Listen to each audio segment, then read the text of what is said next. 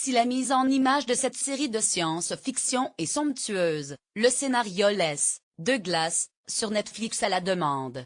Le Monde, 3 février 2018 à 18h00, mis à jour le 3 février 2018 à 18h34, par Martine Delahaye sur Netflix à la demande. On a même cru, au vu de ses premières images très stylées et de son côté pas pourri, à une série en forme de génial pastiche. C'est d'humour noir. Mais pas de clin d'œil ici, pas d'humour, seulement de grossiers emprunts.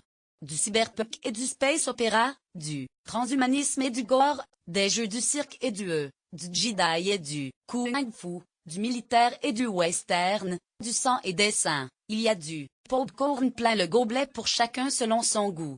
Un beau gâchis, car tout a été pensé pour faire d'Altered Carbon un grandiose spectacle. La mise en image, le travail, sur les décors, sur la lumière, la diversité des ambiances, certains combats, dont un de kung-fu, en aventure.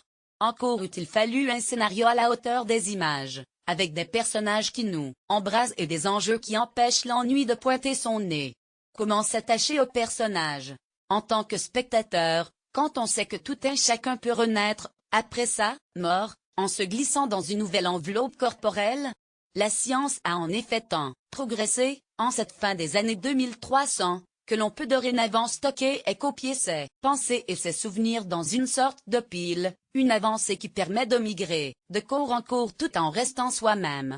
On a beau voir un jeune héros se démener pour défier une planète inégalitaire, on a beau contempler l'univers galactique de la série, on a beau percevoir les thèmes contemporains que les scénaristes ont tenté de travailler, rien n'y fait. On ne peut s'empêcher de penser à l'histoire d'une grenouille qui voulait se faire aussi grosse qu'un bœuf. Altered Carbon, saison 1, série créée par l'État Calo-Gridi, avec Joel Kinnaman, U. 2018, 10 signes de multiplication 52 mines.